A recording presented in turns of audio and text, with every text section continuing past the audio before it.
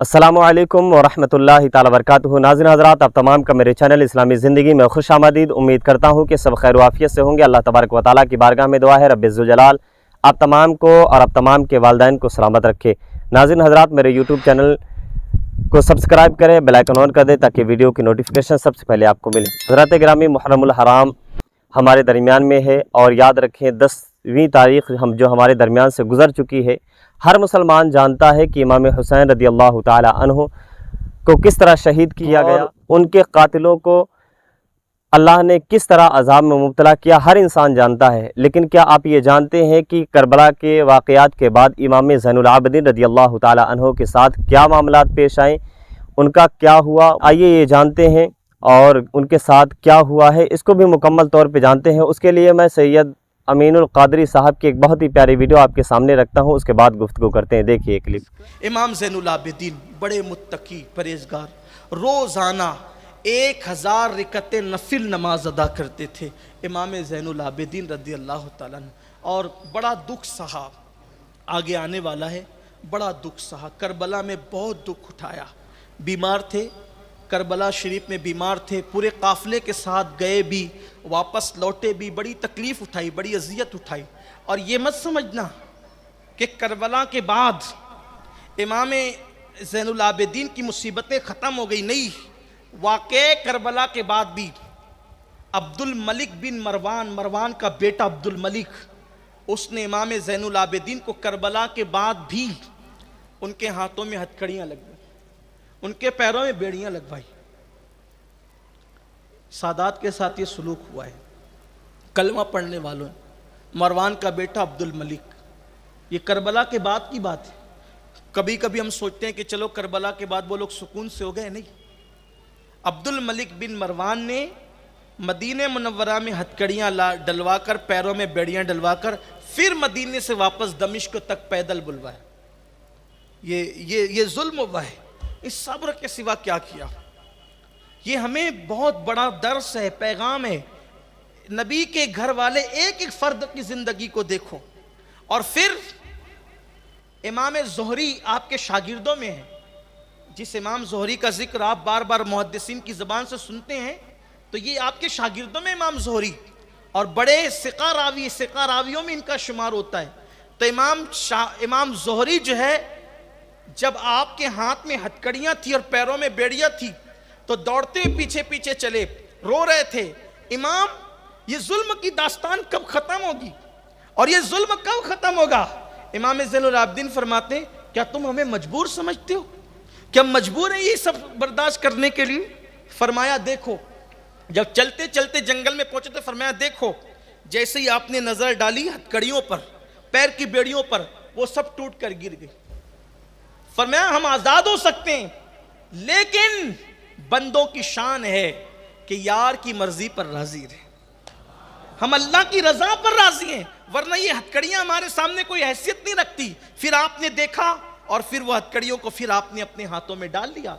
फरमाया मजबूर होकर के ये सब नहीं उठा रहे, बस ये है कि बताना चाहते हैं कि बंदा वही बंदा है जो अपने मौला की रजा में राजी रहे। इसलिए कि एक मर्तबा किसी ने कहा था ना हज़रत इमाम हुसैन से, कि हज़रत अबू ज़र ग़िफ़ारी कहते हैं कि मैं तो बीमारी को तरजीह देता हूँ सेहत पर और गुर्बत को तरजीह देता हूँ दौलत पर। तो हज़रत इमाम हुसैन ने कहा था, अल्लाह अबू ज़र पर रहम फरमाए, हम होते कौन है किसी चीज़ को तरजीह देने वाले। बंदे की शान तो ये है, वो ये कहे मौला तू जिसमें राजी है मैं उसमें राजी।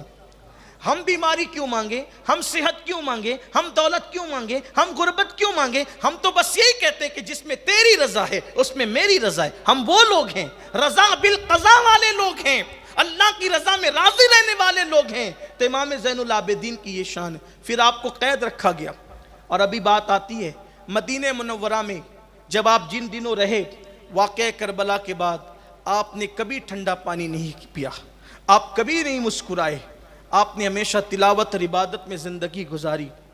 आपका हाल ये था कि मदीने मुनव्वरा के गरीबों को, मिस्कीनों को जब पता चलता ये गरीब है, ये मिस्कीन है, तो अपनी पीठ पर सामान रख कर ले जाते, लाद कर, और चुपके से उनके आंगन में डाल देते اور چٹھی رکھ دیتے یہ تمہارے لیے حلال ہے اور یہ تمہاری ضرورت کے لیے ہے۔ پھر وہ لوگ پریشان رہتے مدینہ شریف کے، کون ہمارے آنگن میں یہ سامان رکھ جاتا ہے، کون ہمارے آنگن میں یہ چیزیں رکھ جاتا ہے۔ تو جب امام زین العابدین کی شہادت ہوئی تو اس وقت جب آپ کو غسل دینے کے لیے کپڑے ہٹائے گئے تو دیکھا کہ آپ کی پیٹھ پر بوریوں کے نشان تھے، سامان رکھنے کا نشان تھا۔ لوگوں نے کہا رے شہزادے رسول یہ کام تو نہیں کرتے تھے، پھر یہ نشان کیسے؟ تب گھر والوں نے کہا اے مدینے والو، جو تمہارا پراسرار خادم تھا آج اس کا راز فاش ہو گیا کہ جو تمہارے گھروں کے آنگن میں اناج کی بوریاں رکھ کر، ضروریات کی بوریاں رکھ کر جاتا تھا وہ کوئی اور نہیں تھا، یہی زین العابدین تھے۔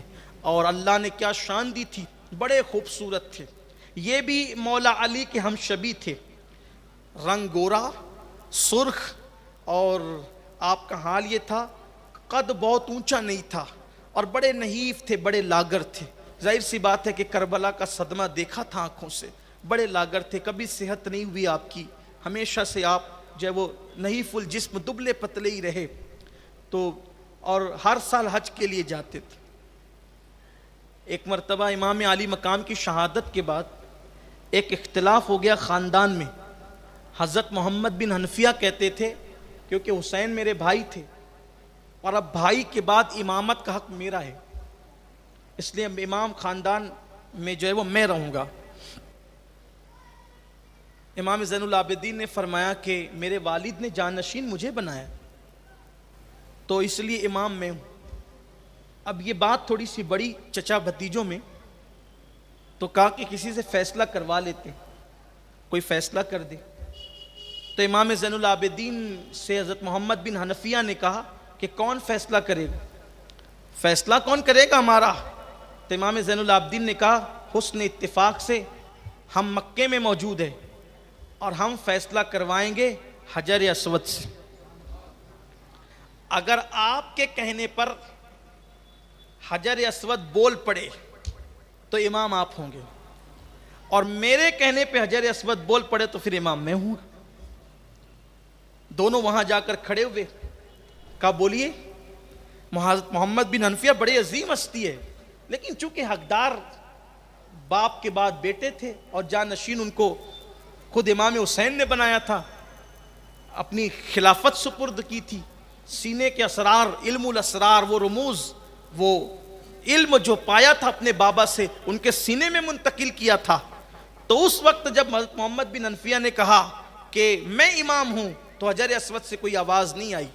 پھر اس کے بعد حضرت امام زین العابدین نے کہا اے حجر اسود، تجھے اللہ کی قسم دے کر کہتا ہوں بتا امام حسین کے بعد امام کون ہے؟ تو اس وقت حجر اسود سے آواز آئی کہ اس وقت امام ہونے کا کسی کو حق ہے تو وہ علی ابن حسین زین العابدین کا حق ہے۔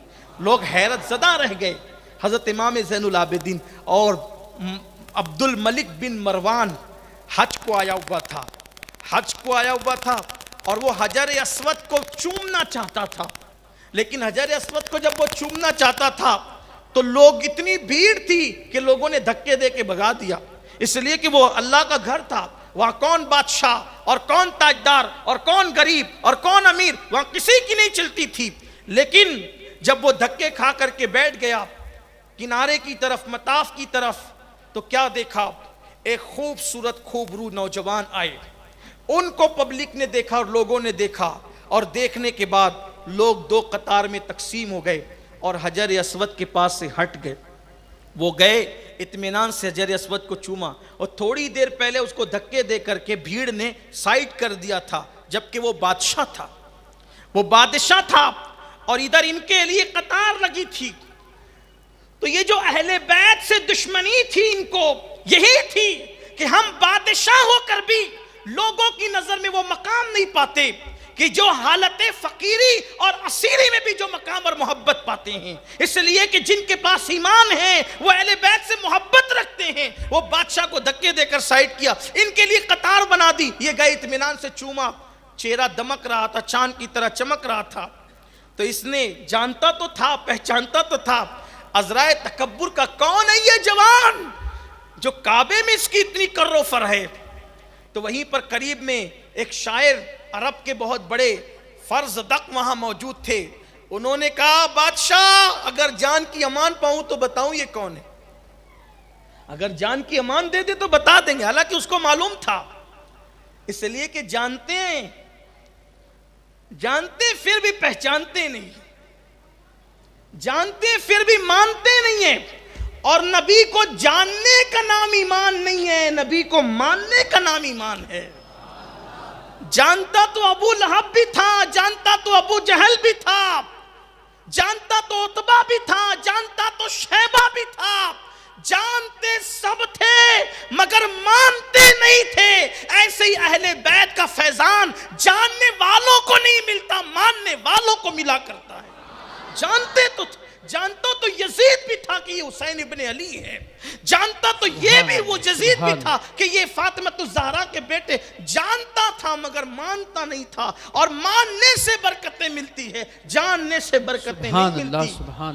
رمضان شریف میں کافر مرتا ہے تو جہنم میں جاتا ہے، مومن مرتا ہے تو اس جنت میں جاتا ہے، اس سے سوال و جواب بھی نہیں ہوتے۔ کیوں؟ کافر جانتا ہے کہ یہ رمضان کا مہینہ ہے، مانتا نہیں ہے، اس لیے اس کو رمضان کی برکتیں نہیں ملتی۔ مومن جانتا بھی ہے، مومن مانتا بھی ہے، اس لیے اس کو رمضان شریف کی برکت برکت چاہیے تو صرف جاننے سے کام نہیں چلے گا، ماننا بھی پڑے گا، بغیر مانے بگڑی نہیں بنتی۔ تو حضرت امام زین العابدین کے لیے اس نے کون ہے یہ جوان، اس کی اتنی عزت ہے کعبے، فرض رکھنے کا عزت پا اگر جان کی امان پہ جانتے تھے نا کہ اگر تعریف کریں گے اہل بیت کی تو سری اڑنا ہے نا، برداشت تو ہوگا نہیں، تو جان کی امان پائے تو بتائیں۔ کہا بتائیں کون ہے؟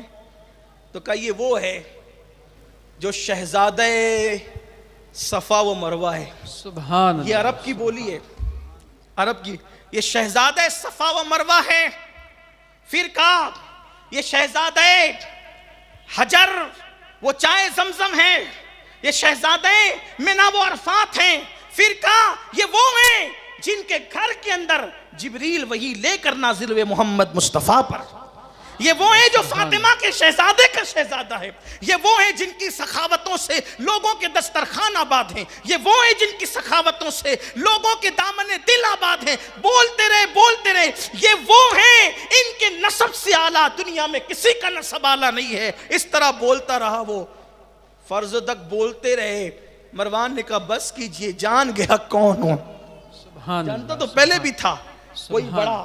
امام زین العابدین سے کہا حضرت وہاں یہ چل رہا تھا اور فرزدق نے آپ کی تعریف کی، آپ نے ہزاروں درہم اٹھا کر کے اس کو دے دیے۔ کہا فرزدق سے کہنا معاف کریں، سفر حج میں ہیں، اس وقت تو اتنا ہی ہے، اس لیے تمہیں دے رہے ہیں، انشاءاللہ اگر اور زیادہ ہوتا تو ہم اور زیادہ عطا کرتے۔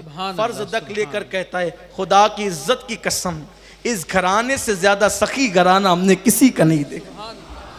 حضرت امام زین العابدین کے پاس اتنا علم تھا کہ حضرت امام محمد باقر کہتے ہیں ان کے دور میں ان سے بڑا علم والا میری نظروں نے نہیں دیکھا، ان سے بڑا متقی میری نظروں نے کسی کو نہیں دیکھا۔ اچھا یہ عبد الملک بن مروان جس نے ہتھکڑیاں لگا کر ملک شام تک دوبارہ چلوایا تھا، ایک دن یزید اس کے باپ مروان پہ ناراض ہو گیا۔ دیکھو اہل بیت کی شان دیکھو، یزید اس کے باپ مروان پہ ناراض ہو گیا اور مروان کی جان پہ بند آئی۔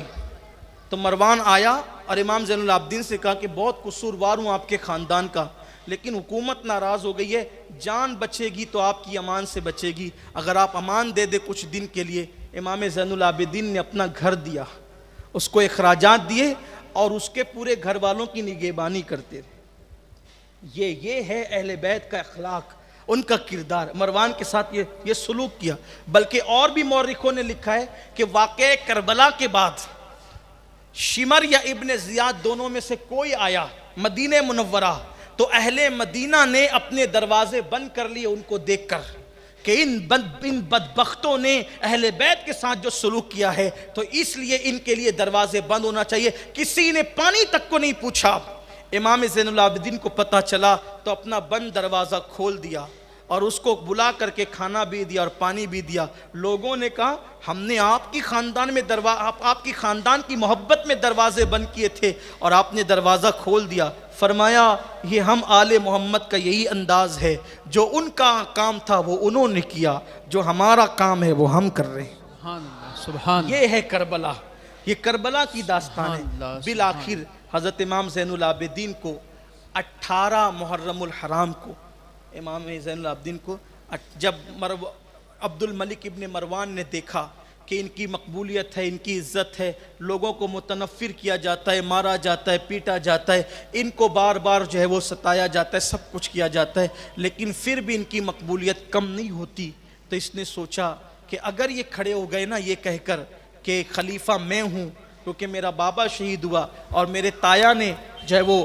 حکومت کی انجام, حکومت کے معاملات سونپے تھے, بعد میں حقدار ہم ہیں, تو ہماری حکومت کو پھر سے خطرہ ہوگا.